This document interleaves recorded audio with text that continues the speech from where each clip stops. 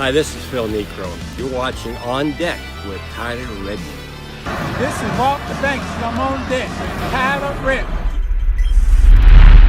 Welcome into On Deck. I'm Tyler Redmond. As always, make sure to like this video and subscribe to this channel so that you can stay up to date with everything going on with the Atlanta Braves. Speaking of the Atlanta Braves, there have been a lot of speculation lately about how teams are going to approach getting into this season, right? With all the different changes. How are the managers going to handle the DH in the National League?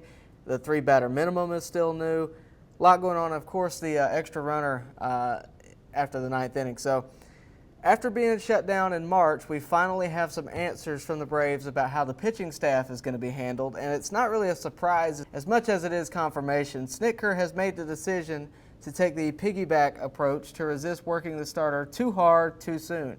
And especially with Cole Hamels after he exited spring training 1.0 with left shoulder inflammation, this could be really good for him. The question of Fried and Soroka, after what we saw the other day, they both threw over 40 pitches and were through 3 innings scoreless against their own team. But is it really necessary for them, I think, is the main question. And when Snitker was pressed on this, he was quoted as saying, "I think we still have to be careful about pushing them because it is going to be intra-squad and scrimmages. We'll see when we get there, but I'd be real surprised if we weren't in the beginning doing the piggyback approach." So early on, this could be effective. I've mentioned the Braves bullpen being very important to their season this year, and that fact remains. And with a 30-man roster at the beginning, at least for 2 weeks in, I would imagine extra relievers would be those 2 individuals before it gets cut back to 28. So there may be enough time to get them into their routine, especially Cole Hamels. Cole Hamels, we only got him for 1 year. We got him, for the 60-game stretch.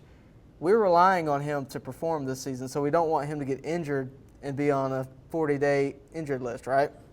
So the only thing about the piggyback approach is that the Braves are going to need 2 pitchers in every game that can go more than 1 inning.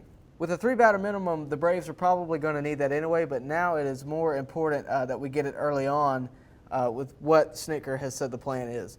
So the Braves bullpen is going to be very important this year, especially at least in those first 2 weeks, probably even going on to the first month. The Braves bullpen is going to be important because the starter is only going to be in for 3 or 4 innings and then be taken out, and the bullpen is going to have to carry on through 6. So hopefully they'll be able to do that, but to stay updated with everything going on, make sure to like this video and subscribe to this channel. That's the most important thing you can do to help me out here. And also follow me on social media, Tyler Redmond @BubblegumJesus, and I'll see you next time on Deck.